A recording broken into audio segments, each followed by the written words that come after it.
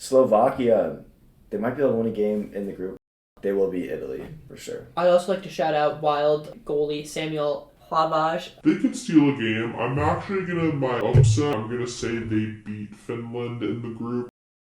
All right, welcome guys to episode 8 of the State of Hockey Podcast, Olympic edition. Part 1. We've got the post-qualifying round for everybody. We've got all that set up.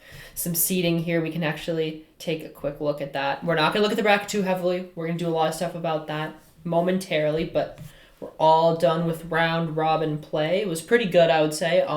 Some of us made some really good predictions. I have to stroke my own ego a little bit there. I did say Slovakia would beat Finland, and they did. First game of the tournament was great. We'll talk about that more in a bit, though. We're going to go over those games and those groups a little bit. We're going to look at a bit of a throwback piece by me. I will save that for later. It's going to be a little bit shorter than usual. Talk about some women's stuff, too. Maybe look back on our predictions from last episode. We're going to be a little bit all over the place. It'll be fun. I'm looking forward to it. Oh, yeah. We're going to start off here with Group A.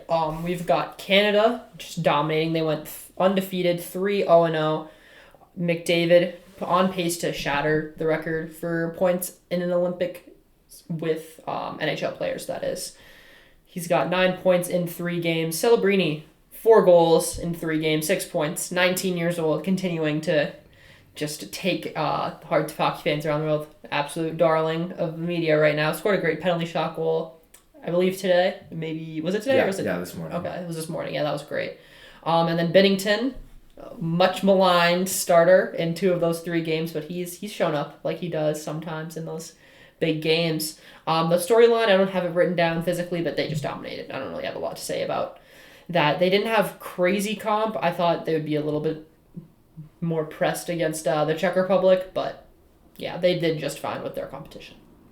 Yeah, Canada completely dominated. I would say giving up 2 goals to France is actually a little bit concerning, considering that it's the best team against the second worst, arguably worst team. We talked about this last week. France and Italy are both like whatever. I mean, Alex Texier, he kind of carried both those goals.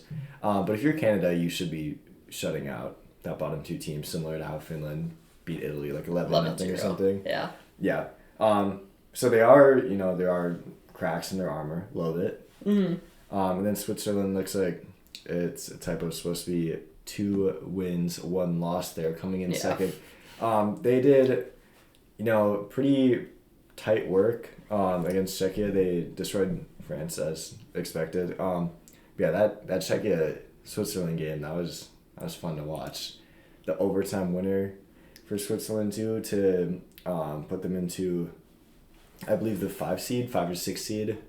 Definitely great to see. That's always fun to have some competition there. And then France. They're probably out. They got one more chance, but we'll see. Not a lot to say there. I would like to point out, obviously Timo Meier put up some good numbers. He's not their superstar player necessarily, but he's an NHLer. You'd expect him to do pretty good, and he did. Shout out.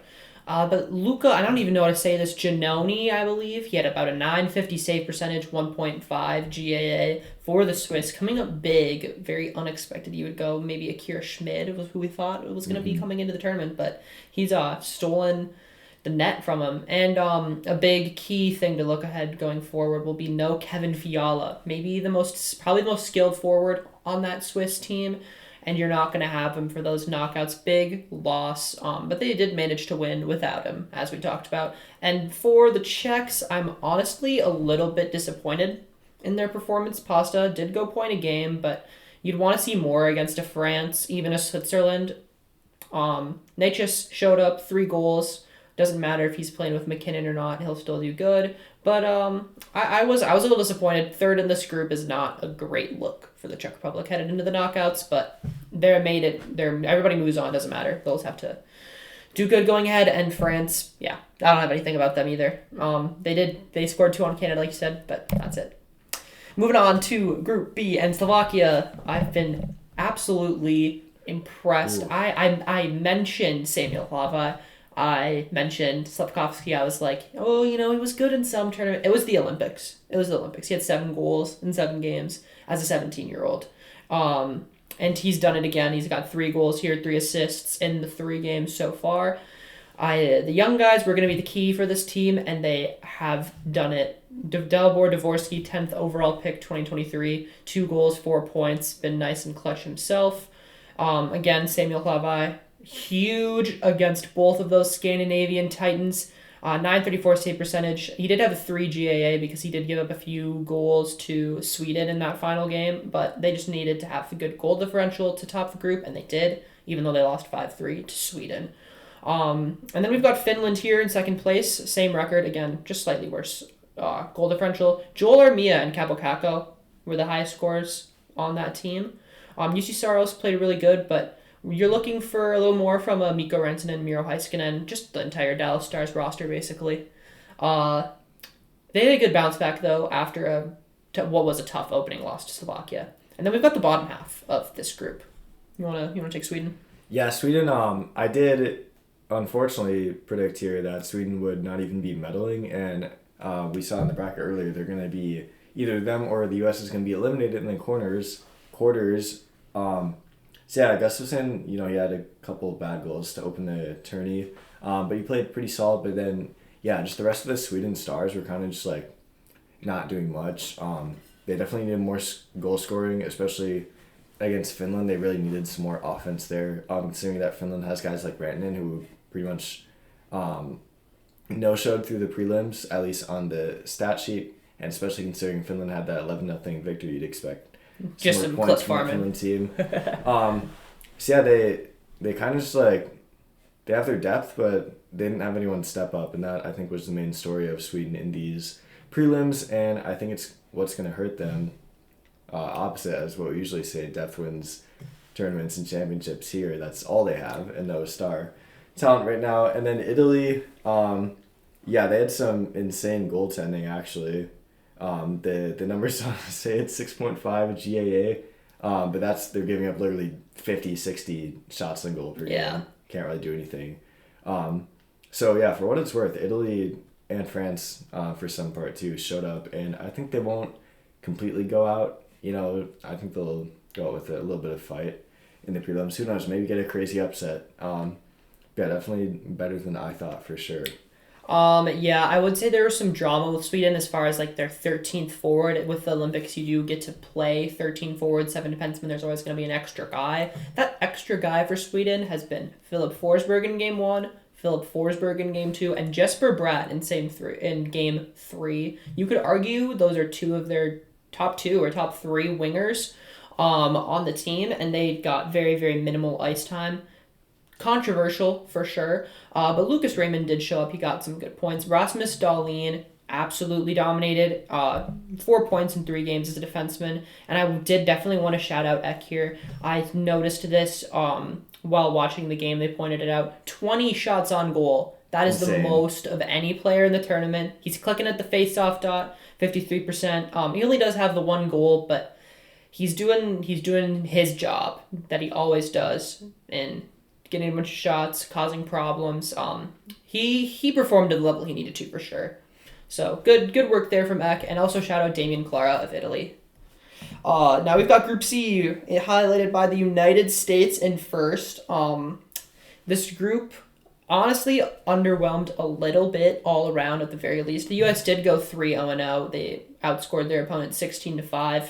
They took care of business, I suppose. Austin Matthews showed up, which was really nice. You got some wild players here as well. Quinn Hughes with 4 points. Faber with 2. Boldy only getting the 1 goal in 3 games, but he was all over the ice. He looked like one of our best players for sure. But I do think we had a pretty slow start. It's like you talked about with Canada. We showed some weaknesses, and I'm a little worried heading into the knockouts, and I'll just leave it at that. How did you feel about the United States performance? Yeah, it was just like, it was all solid victories, but it's like when you're playing teams that you're significantly better than, at least on paper, I think it should be more than solid victories. I fully agree. Giving up 3 goals against Denmark, being tied with Latvia for a good portion of that first period. Granted, they did have 2 goals called back. Yeah, basically the whole point here is that we probably just need a little more domination from the U.S. we did have Matthews step up, which was kind of surprising, honestly. Like he's the captain, but he, as everyone knows, the famous going ghost during playoffs and big games. It's nice to see him step up here. And then Germany, Tim Stützle, he's kind of cracked. He did good. But yeah, definitely overrated going in. Performed lackluster. I was way higher on them. I thought they'd be able to get some solid wins, at least, get 2 pretty easy wins, and then lose to the U.S. And then we got one of those. And then Denmark and Latvia, like I said, good goaltending, not much else in front of them. I don't even know this leading goal scorer for Denmark, the 4 points for, I think it was Nick Olsen. Mm-hmm. But you can see here the goaltending, pretty similar all across the board, actually, for or at least for the Germans and the Danes. They're going to go as far as their goalies can carry them, Gruby and Anderson. I don't trust them a ton, but again, you never know. It's the one-game playoff. Hellebuck, unlike those two, was lights out.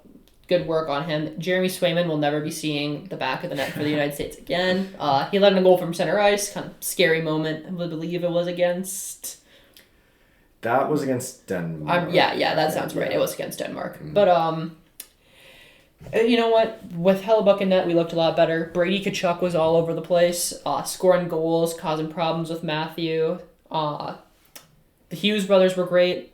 Jack was fantastic against Latvia, in my opinion. Just all clip farming all over the place, showing off his excellent skating. I almost wanted him on the Wild for a little bit at that point. If he played more than 60 games a year, I'd be really excited about that. But he just looked like Quinn Hughes, but a forward, and that was great. Quinn Hughes, again, 4 assists. Great work, Quinn Hughes. All right, shall we look back, or should we... Yeah, let's take a look now at these brackets. We haven't looked at too much. The Canada, and I think this is probably going to be the closest prelim game between Czechia and Denmark. I am going to say right now, I do believe Czechia will be able to take over pretty easily. Considering that at least Natchez has been producing, I think that is all they'll need. No disrespect to Denmark, they did put up some fight, did get a win, but I think Czechia is, despite the 8 and 9 seeding, the much better team, so I do expect them to go face Canada. And then Switzerland over Italy. The Swiss have been moving crazy. I don't think that's going to be too close of a game, but like we said, with Italy's goaltending, I think it should be at least a little bit fun to watch. And then moving down to the other kind of team that no one expects to win, really, in France, they are playing Germany, who is, not great. Yeah. So I think this is going to be my secret pick here. Out of all these 4 games, I think France is most likely to upset Germany. I'm going to take Germany I'm just going to take them at 3-1 odds. I think France has a decent chance, actually. I think that'll be a fun game to watch. I love it. That's a good pick. And then finally, in that top right, we've got Sweden and Latvia. Shout out Zemzis Girgensons. He's got 4 points in 3 games, all assists. Former legend of the NHL. Honestly, he might still be playing, but he's quite irrelevant. But no disrespect, Zemgus. He'll be playing Sweden, and the winner of that will be facing the U.S. So like you mentioned, the quarters will see either the U.S. or Sweden, 2 of the 3 teams with a roster made entirely of NHLers eliminated, which is pretty shocking. I would have to say I really respect your upset pick. I'm going to agree, but I do want to give Italy some props. If Damien Clara can play like he did in his tough group games against his Sweden, Finland, I think they could have a chance. Switzerland, especially without Kevin Fiala, doesn't have that level of star power. It's not guaranteed that they're going to get the 50 shots that Damien Clara has been facing every night. So you never know, but I still think it's super unlikely. Yeah. Do we want to look at some old predictions here, or should we make some new ones? Yeah, I think we'll go forward first and then look at the old predictions. All right, sweet. Because I don't fully remember it. I've had like 95% accuracy in my brain of what they were. Here, so I'm going to take Czechia. I'm assuming you have the same thing.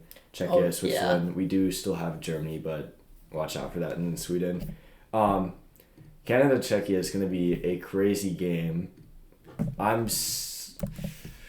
Ooh, I really just want to say Czechia just in case it happens. So I can be like, oh, I said Czechia. But I also take Canada. They've been so dominant. Besides those two kind of random goals against France, like that's just in the prelims. Canada was honestly just like messing around. They really cared. They put up 10. Tom Wilson got scrapped.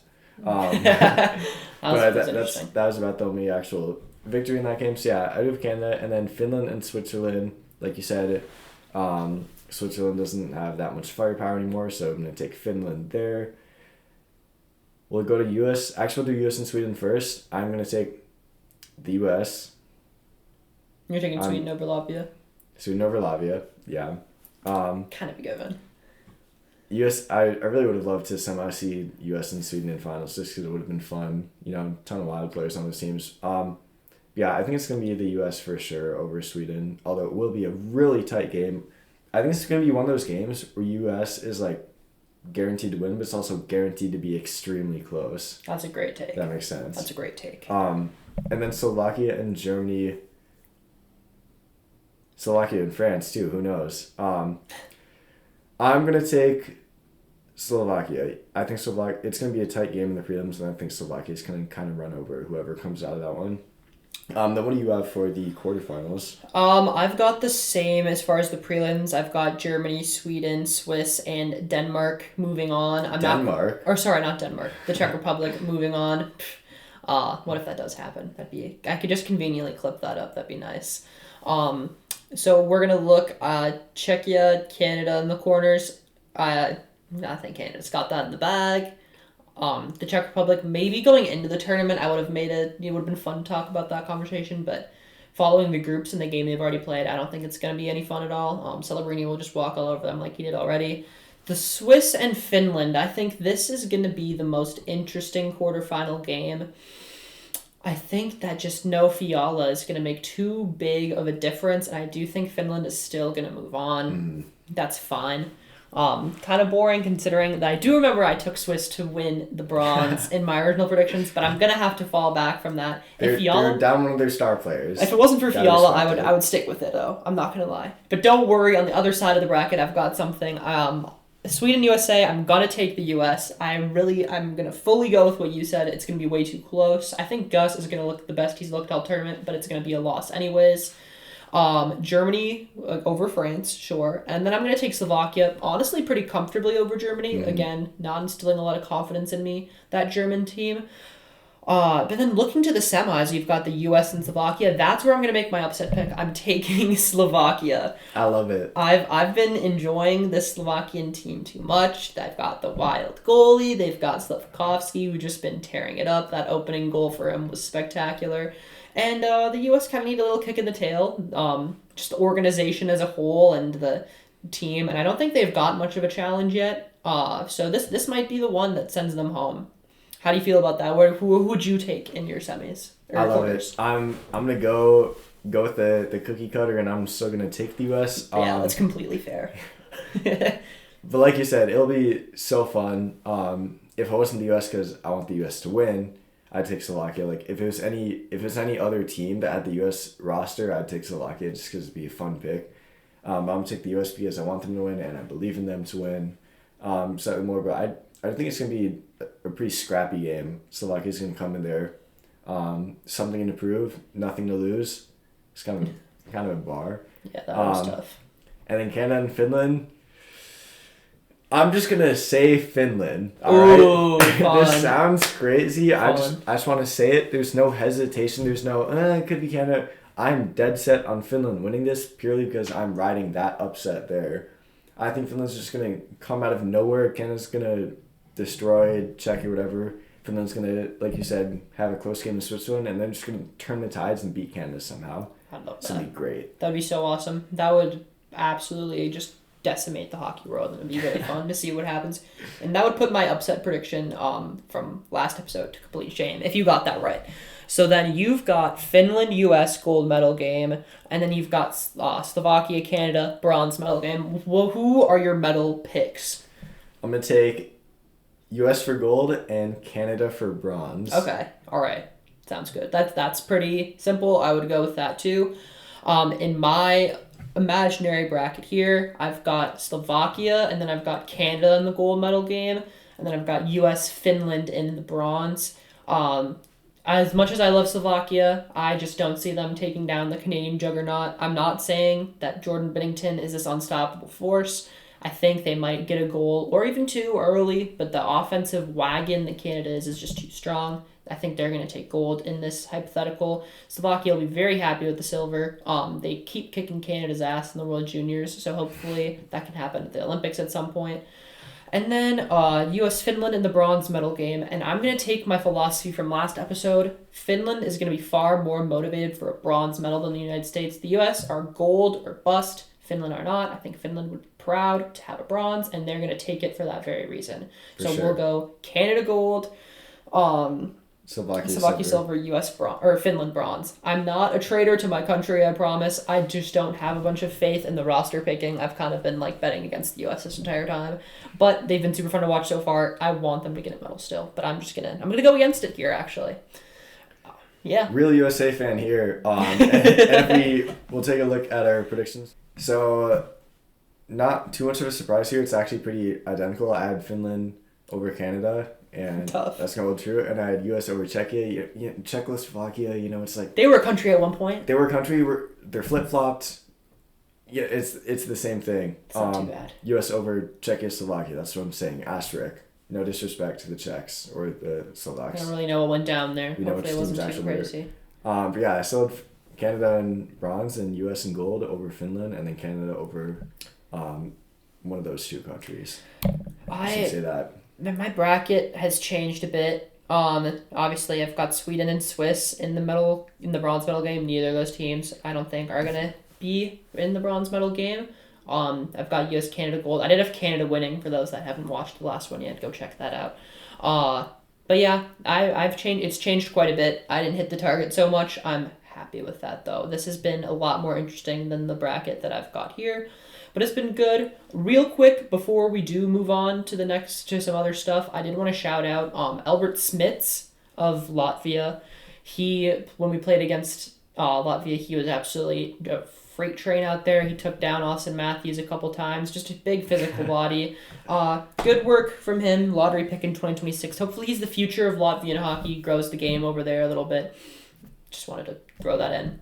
But yeah, and my Sweden pick, unfortunately, I hate hating on Sweden, but I just had a feeling something's going to happen, and it looks like they might, as I said, my predictions, not medal. They'll have to beat the U.S. to medal, which is what we have now. So, just saying. Yeah, fair enough. Respect the Finland pick. Fair. All right. Enough. Okay, and then I believe we wanted to touch briefly on the women's. That's been really good so far. Shout out to the U.S. women's in the groups I know so far that they dominated their group. They outscored their opponents 20-1, even a 5-1 win over Canada. Looking pretty good. I believe we're on to the semis by now. Yeah, semis coming out tomorrow morning at 9:40 a.m. We'll have U.S. and Sweden. So yeah, at least the women's Sweden will have a chance to medal, and the U.S. to semis. But conversely to the men's Olympics, U.S. is the heavy favorites. I'd say more favorited than Canada is in the men's. Just by far. I took a look at their odds. They're minus 300-400 or something, which isn't too much, but in a hockey game it's a lot. Yeah. And then Canada and Switzerland in the afternoon. Switzerland's a very, very, very, very dark horse. But good to see they made it there. I do think Canada will run away with that one. I think we'll get another interesting third place game. And then USA. Yeah. Gold. I got USA gold. Men's and women's. Double gold. I'm rocking with the women in the U.S. women more so than the men at this point. They've been light years ahead of the competition at this Olympics, and I think they're gonna run away with it.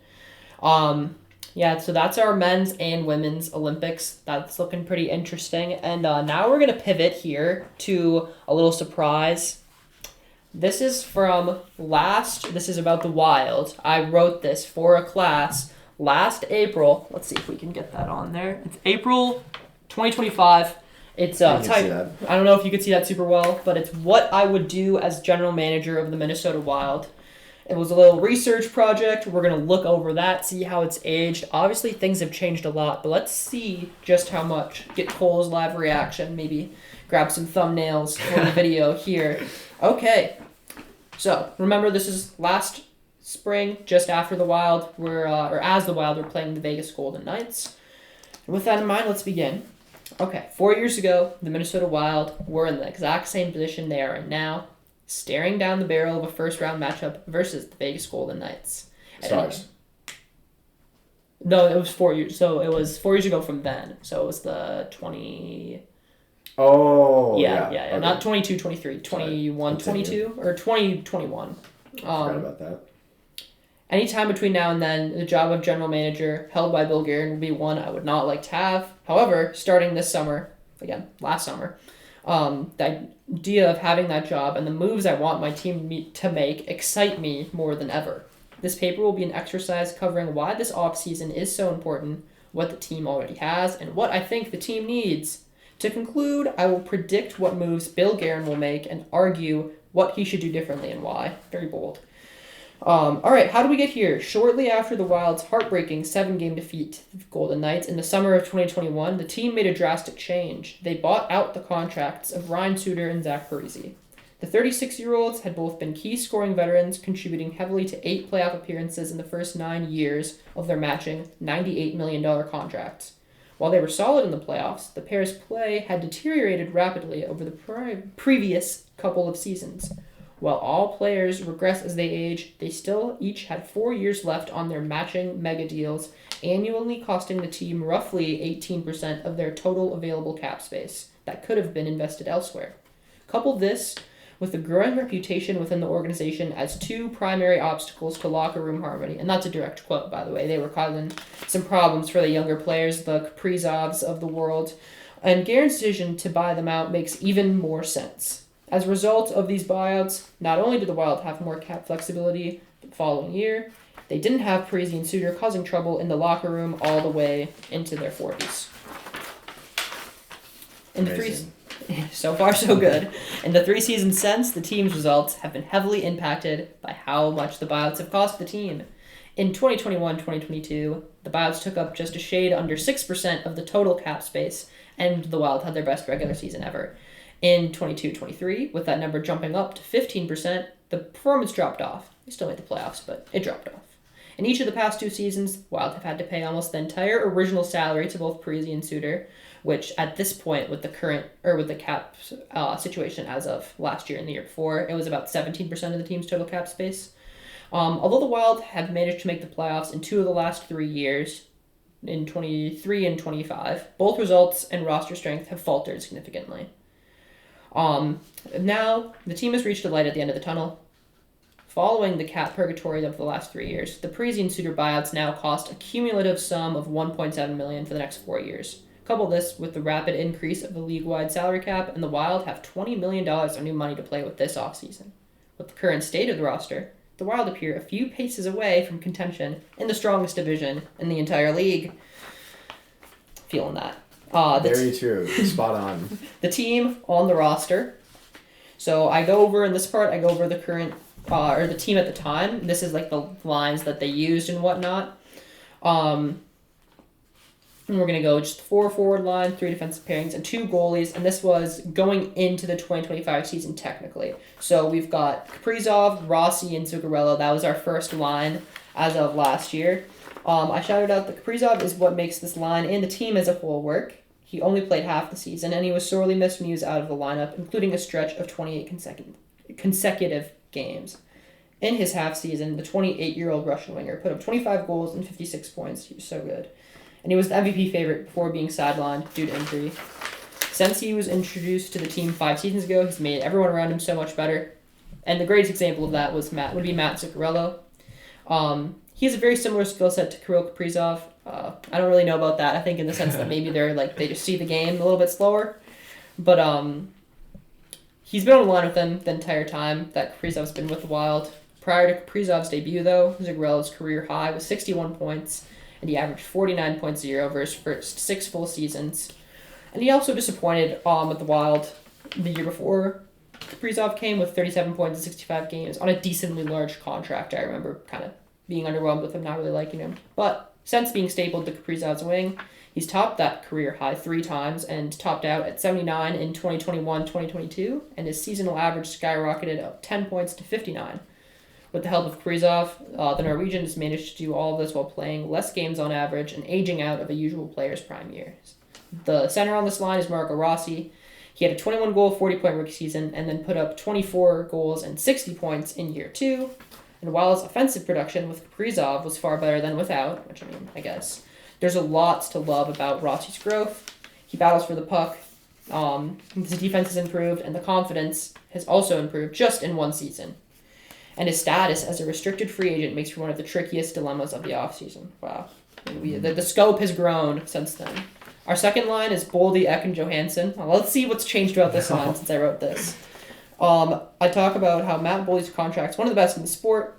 From 22 to 29, he's developed into a very well-rounded player. He's strong on the puck and can use his large frame to power through or past opponents and can both pass and shoot. He can take too long to make decisions with the puck at times, and his shot isn't always on the mark. In fact, his 7.9% shooting percentage is well below league average, at least for a player of his caliber. As we know here, those are both completely flipped this season. Absolutely. Quick decision making, very good shooting percentage, 32 goals in Yes. 50-something games. Very happy about that. And as I say, if he can improve on those 2 issues in the next few years, expect a double-digit increase to his stat line of 27 goals and 73 points. Oh, yeah. And here we are. I think that's going to happen. As good as Boldy is in all 3 zones, Joel Eriksson is even better. I think that's true still. Maybe barely, but I think it's true still. For sure. And then, actually, I don't know. Boldy's defense has really improved. Yeah, and X is it's not gotten worse, but it's stagnated, and Boldy's is just insane. The Swedish centers received Selke votes in 4 separate seasons, but unfortunately he missed 36 games this year, again last year, due to injury.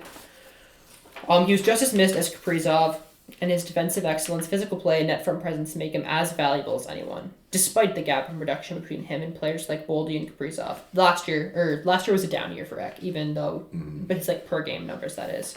Rounding out the top 6, we have Marcus Johansson. While his salary is low, it was $2 million at the time, his averages of 11 goals and 32 points over the past 2 seasons have still set the team back.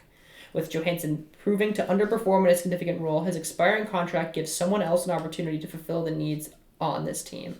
Finding an adequate top 6 replacement will be a priority for the Wild this offseason.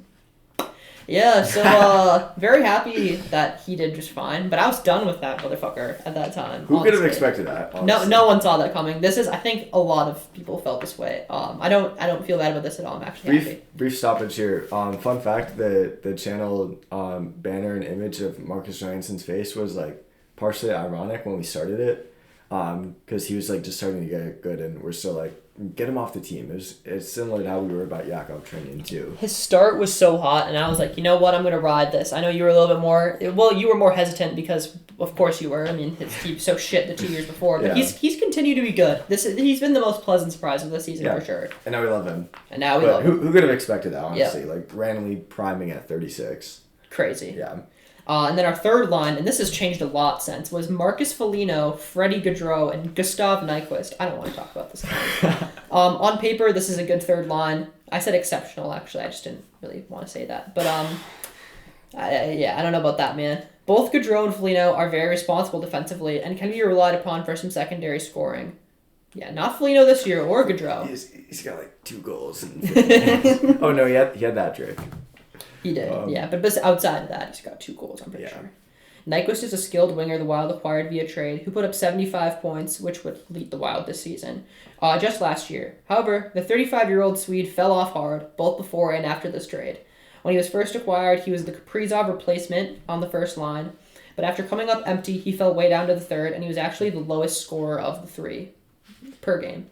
Considering Nyquist's poor play, it's likely Gustav doesn't find himself re-signed this offseason. And thank God. He's playing for the Jets, and he's playing terrible, and he's holding back our rival, so he's like our sleeper agent or something. And then our fourth Swedish line, sleeper agent. He's still on our team. Yep. Offsides hero himself. Fourth line, Yakov Trenin, Ryan Hartman, and Justin Brazeau. Like many bottom lines in the NHL, these three are frustrating to watch with and without the puck. Hartman is the exception, though, and he's filled it on both center and the wing on all 4 forward lines in his 5 full seasons with the Wild, with solid returns. He even had a 34-goal, 65-point season in 21-22, and you'll never guess which Russian superstar helped him hit those highs. Oh boy. Yeah, who could it be? However, Hartman's frustrating for an entirely different reason. He plays a very hard-nosed, get-under-your-skin style of hockey. The Wild love and other teams love to hate. However, he always ends up getting in his own way. While we were already missing our top center in Ek, Hartman got himself suspended 8 games as the result of a dirty cross-check on Senators superstar Tim Stützle in the midst of our late-season injury-riddled playoff push. It was his 5th suspension in 5 years, and the only thing really holding Hartman back is his mental side of the game, I would say. Yeah, I think that still holds up. He's been responsible this year, and as a result, he's been very, very productive. Again, filling in wherever he needs to on the center spot in our lineup. Yeah, going from 4 to 1 right now. And then similar to Johansson, I don't think anyone could have predicted the Trennian shift. Yeah. He was a frustrating fourth liner, as you said, someone you wanted in the AHL, and now he's fully different. And then Justin Brazeau, he's kind of just that filler. We could have got rid of him or Trennian. This year, the fourth line on every team is always changing. So yeah, like you said, not too much to say there. No. My sentence on Brazeau is looking back on it, 2 young players, Marat Huseninov and Jakub Lauko, and a late round pick for Brazeau was a hefty fee to say the least. And it was, this was just a lose-lose for the Wild, like you said. He's been great elsewhere, and so is Huseninov, and the Wild just lost them both pretty much for nothing. And a pick. Yeah, and a pick, which is extra valuable to us now, actually. At the time, our top defensive pairing was Middleton and Faber. I praise Faber's contract.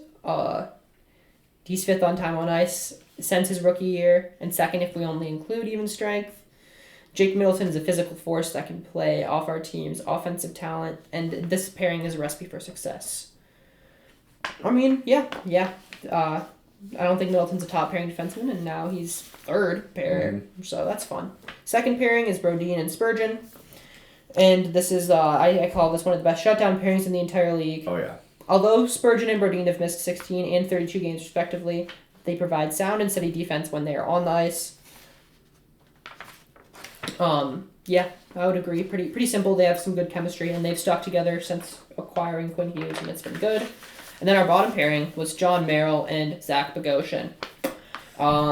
Even though the bottom pairing is far from important, it can make or break the core as a whole, and it nearly did for the Wild this season. Merrill and Bogosian are net negatives on both sides of the ice. Merrill comes up with the odd clutch defensive play, and Bogosian is a solid puck carrier for his age and position, but the added value is more than undone by their mistake-prone play.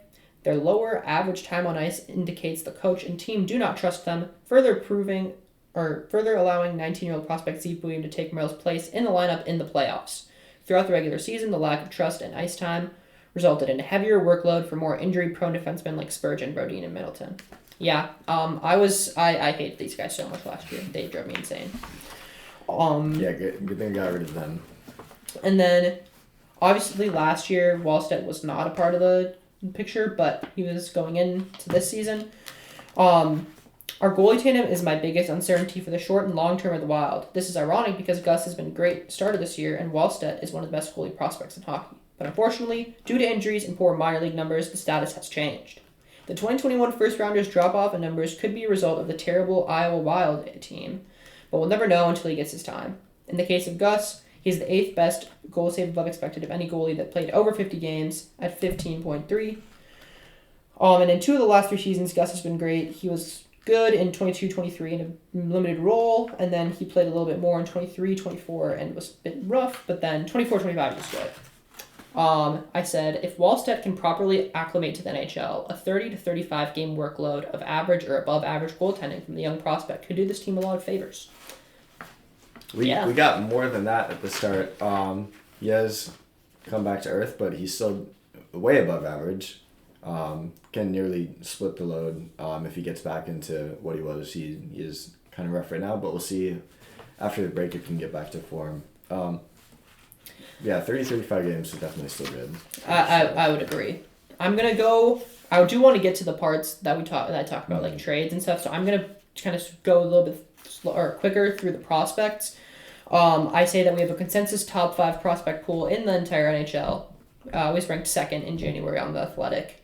We've got Charlie Stramel, Ryder Ritchie, Hunter Haight, Riley Height, and Aaron Kiviharu. But the main guys I talk about are Zeev Buium. I talk about his historic NCAA seasons in his freshman and sophomore season. I said in the playoffs he wasn't great, which, yeah. And I was looking forward to his future with the Wild, and I'm still a little bit sad he's gone, but I'm not complaining at all. Yeah, I'm not complaining at all. Playing like the best defenseman in the league right now, and he just it's nice to he's moving crazy. It's nice to be missing him, honestly. Mm-hmm. And then I talk about David Jiricek. I call him a model Guerin acquisition, and the haul that we gave up to get him. He's been super underwhelming this year, and I didn't really. Let's see. I do like Hunter Haight. I think he's been decent. Oh yeah, Hunter Haight's been good, but yeah, no, I really like him. I'm curious to see what happens with him in the future, but he was definitely an afterthought at the time. I mentioned Danila Yurov because I've just loved him since day one. The fellow 2022 first rounder raised eyebrows after putting up one of the best under 20 KHL seasons of all time. His highlight package is mesmerizing. He's good sized, smart in all 3 zones. The winger transitioned to center over the last 2 years. Fitting position for a smooth and smart player like Yurov. He could also slot in to replace Johansson or Nyquist, or be the team center if something happens down the line with Rossi or Gaudreau. Both of those guys aren't on the team anymore, and he's our center. Look at that. Key decisions and team needs. Prior to reviewing free agent signings, we'll look at the team's overall flaws. The main eyesores for this group come at the face-off circle. We were 46.7%, 4th worst in the entire league last year. So not improving that. Yeah. Looking at the free agent and trade market, this matter will likely have to be addressed internally. There wasn't a great market for centers at the time. The penalty kill and power play was also a need. We were 20.9% on the power play last year, which was 20th. While we were missing Ek and Kaprizov, so that was kind of like, But going into next year, this fully healthy top unit will need someone on the blue line dictating the play. It's likely Zeev Buium steps into that role. Yeah, and he did, and then we got him upgrade on that just slightly. The penalty kill is a much larger red flag, though.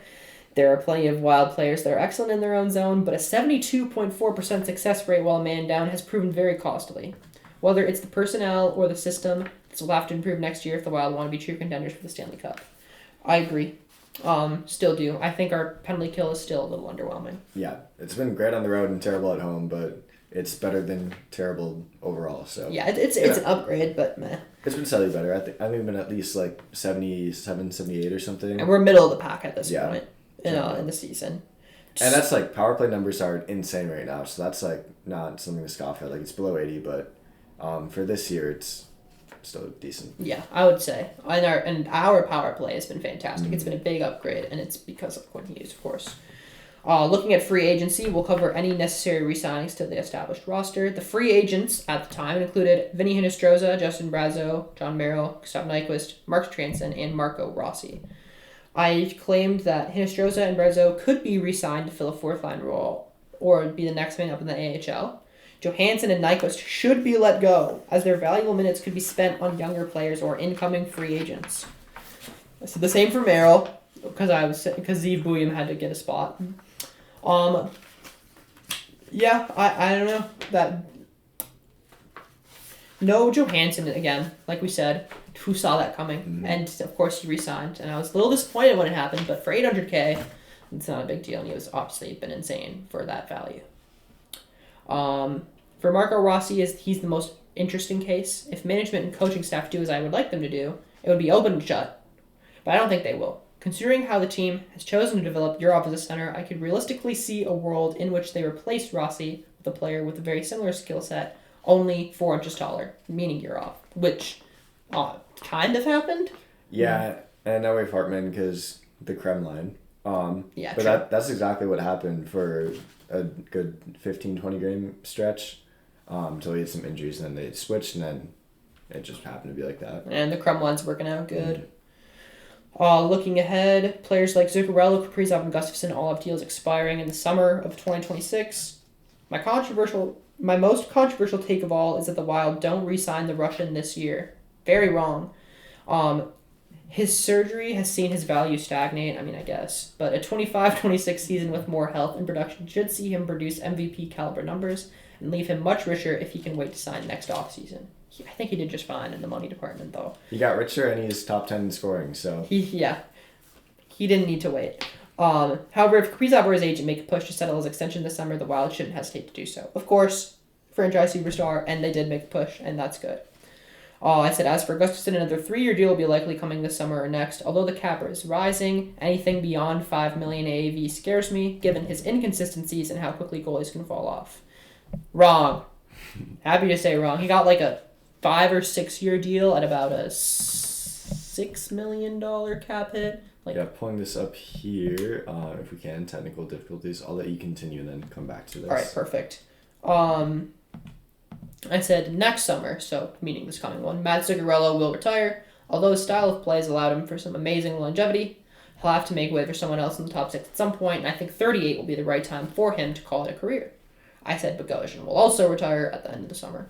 I like those takes. Hopefully Zuccarello, I don't know if I want him to retire or not. I'll save that conversation for another day, but I'm cool with that. I said Buium will slot into the hole left by John Merrill on the bottom pair. Juracek will be a replacement of Bogosian if he does leave, which he didn't. And if Juracek's D-zones and skating flaws continue to hold his development back, Bogosian could be a reliable part-time replacement, and he has been just that. Yeah, and then coming back, we have Gus on a 6.8 by 5. Okay. So pricey for a goalie. I do like the length. Anything above 5 or 6, even 5.5 million for a goalie that's not like a known superstar. Sorokin, Shesterkin, Vasilevsky, etc. It's a little much, but he's still been a top 10 goalie, and I do like the contract. Yeah. That take aged bad. As far as goalie contracts that are being signed right now, he's about at even a little bit below market value. So definitely the 6.8 scares you right now, but that's kind of how contracts work. By the time he's halfway through it, as long as he's continuing to be a top 8, even I would say, goalie in the league, it'll look just fine. I'm not super worried about it at this point. And then let's go. What the Wild should do. Starting with my opinion, we will open with some extensions. Merrill, Nyquist, Brazeau, and Johansson should leave, as their minutes can be filled by younger and better players. As for Marco Rossi, I would sign him as soon as possible. The only world where letting him go is the right choice would be one where Guerin packages him with prospects and picks for a first-line caliber center. We didn't get that, but I included some options at the bottom here. Leo Carlson, goated, shout. That would have been insane. That would have been awesome. Matt Barzal, Tage Thompson, and Jake Gensel, who's not a center, but they put him as a center on some websites. He's played there at times, but not a center. But Leo Carlson would have been crazy. Instead, we packaged him with prospects for Quinn Hughes, so can't complain. These choices still leave a few issues to be covered. Zeev Buium, like I said, will replace John Merrill. My ideal 25-26 pairings would be Brodin, Faber, Buium, Spurgeon, and Middleton, Juracek. Ooh. Until we got Quinn Hughes, I was still clamoring for this, by the way. I was pissed that Buium was on the third pairing. I thought that was kind of like a waste of his offensive talent. You're not going to get a lot out of him playing him 12 minutes a night, and they didn't. But that's a problem of the past. I said in a perfect world, Buium finds himself alongside Brock Faber, where his offensive prowess could complement Faber's more defensive-oriented game perfectly. Yeah. In place of Johansson on lines 2 will be our biggest move, signing free agent Brock Besser. Born in Minnesota, the goal-scoring winger has already announced that he will leave the Canucks, which he just didn't, and he didn't fully announce that it was a rumor. Or he alluded to it in an interview, I suppose, at the end of that previous season. I said he would sign a 4-year deal with a higher AAV, around $9.5 million. I don't think that's what he actually signed. He signed like a 6x8 with the Canucks, and he's been terrible on a bad Canucks team. But he doesn't have anybody really feeding him the puck like he did last year with Hughes. The higher AAV would make up for the shorter term and allow a safety net in the event the 28-year-old declines in his early 30s.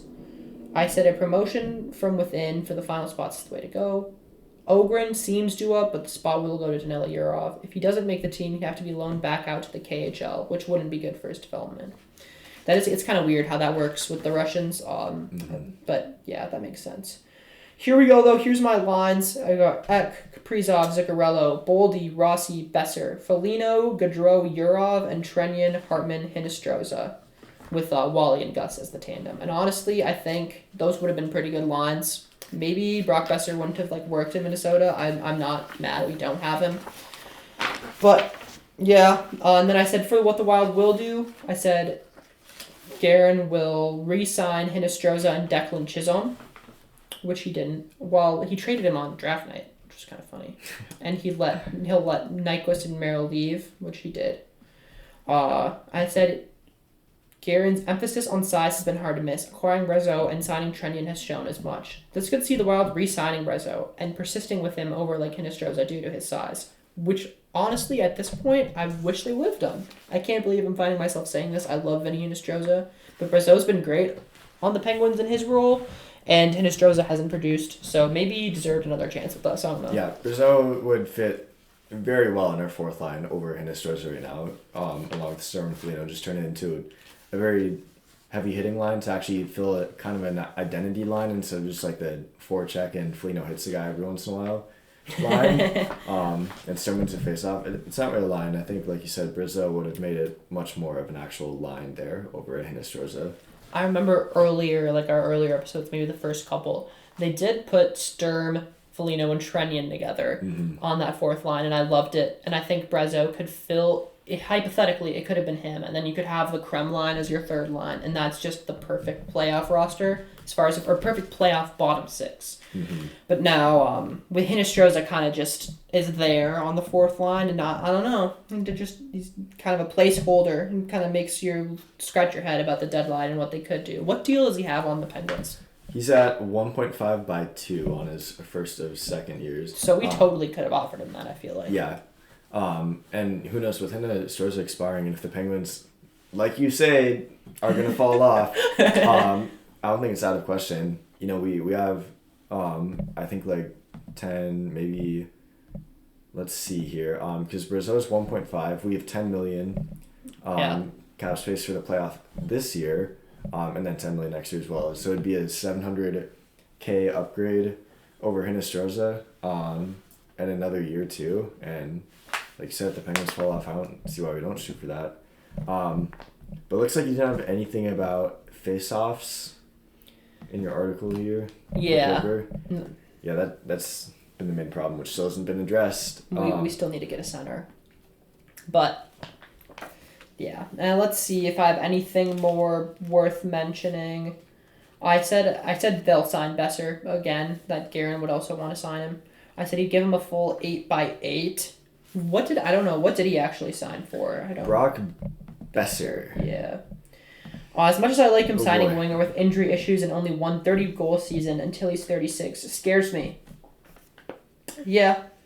That I was right to be scared. He's been horrible this year. He's injured again. 7 by 7. 7 by 7. 7.25 by 7. And that's already looking like a pretty bad deal, by the way. William injured, Rossi injured. Oh boy. So yeah, one last time. This would be the line. This is the lineup that I wanted. Kaprizov, Ek, Besser, Boldy, Rossi, Zuccarello, Foligno, Gaudreau, Johansson, and Trenyan, Hartman, Brazeau. And with the defensive pairings, Brody and Faber, Middleton Spurgeon, and William Bogosian, with Gus and Wally in net. That's more of the lineup I thought that would be more realistic. But yeah, that's it for my article. From my paper from that time. Lots has changed. What's your overall feel from that? Yeah, I mean, I say it was pretty straightforward, pretty accurate. Besides, guys like Johansson, just kind of left field picks. Package deals with Rossi, spot on there, giving up some prospects too, getting guys in. We still haven't got a forward yet. We have gotten more offense in terms of Quinn Hughes, which is kind of where Guerin was going with that. Also explains now that I'm thinking about it, the William Lessman, it's no point developing him if you're planning on trading him. Yeah, for sure. And yeah, going back on Brazeau, that's definitely something I haven't even thought about, that we could just, get him back. But the way the Penguins are playing right now probably won't happen. it's a win-win for Dylan at least, because then he's running the Flames prediction, and we get Rizzo back if that happens. But that's like a 5% chance of happening. Yeah, I would say the only miss here is that you did touch on the bad face-off percentage, but didn't really say anything to that. Because besides Carlson, and I'm not sure if Carlson's anywhere even above 50. It's probably not face-offs. as a young center. Yeah, he would still be fun to have, but we don't need him. Blast. No. We need a center. Yeah. I think this is interesting. I like doing exercises like this. Hopefully, or with the deadline, we might do a little bit of talking about our ideal deadline, making some predictions as far as the Wild goes, in a little bit more of a more streamlined format. I wrote this for my class for like a person that maybe doesn't know everything about the Wild, but addressing the center, addressing maybe a depth spot, clearly some things that we need to do moving forward, but interesting exercise to look back and see how much has changed, mostly with Quinn Hughes, but even still otherwise a lot, like with Johansson. The perspective has shifted with Brazeau. I just trashed on him and he's turned out great. Gustav Nyquist, accurate, and just lots of things to take away from that, and moving forward, maybe something to build on. Yeah, as we've seen here, Bill Guerin is insane. He's making the run for it. And yeah, coming up, we'll do another video as soon as, we'll probably do it the same day. If the gold medal is during the daytime, we'll probably make a video that night, which will probably come out the next day. So you can expect the next video 1 or 2 days after the gold medal game. We'll do that. We'll go over, I have something coming up in the next video, assuming I can cherry pick information. That's the hint there. We're going to be cherry picking something I'm very passionate about. Building a narrative. I'm excited. Building a narrative, yes. And then we'll make our full deadline predictions. We did touch on it a bit more as we have been. But with trade deadline coming up on March 6th, we're going to do a pretty detailed episode there. Especially since, like this one, we won't have any recaps to go over besides the games of the Olympics, which will be shorter than our normal recaps. So we're going to be doing a bunch of in-depth stuff on deadline. We'll do package, all that stuff. And after the deadline, we'll do another episode of the actual trades and then touch over any other team big trades worth talking about, or maybe any Wild players that get traded amongst other teams. Who's not, Brazeau, probably not going to get traded, but just notable players worth mentioning. Maybe throw some grades in for some of those deadline deals. Mm-hmm. Yeah, that'll be fun. I have a lot to say as far as an ideal deadline goes. I've got it. I already pretty much know what I'm going to say. I've been thinking about it for a while. Maybe I've mentioned it already on this channel. But we'll leave that for next time. Lots of Olympics still to come. Lots of Olympics we talked about today. Some deadline preview. Get us back in the NHL mood. As the Olympics are at their, halfway point or so? Yeah, not even. Yeah, so we've still got more to come, but I'm eager to get back to the NHL season as well. But we're going to keep enjoying those Olympics while they last. This should be coming out on Monday before those those qualification playoffs, quarterfinals. Looking forward to seeing Slovakia in the gold medal game. Hopefully that ages as well for me as I think. Hopefully France upsets like you maybe thought would happen. I mean, you didn't actually say it, but that'd be so fun. 3-1, like I said. Go France, go USA, go Finland. Yeah, that's USA.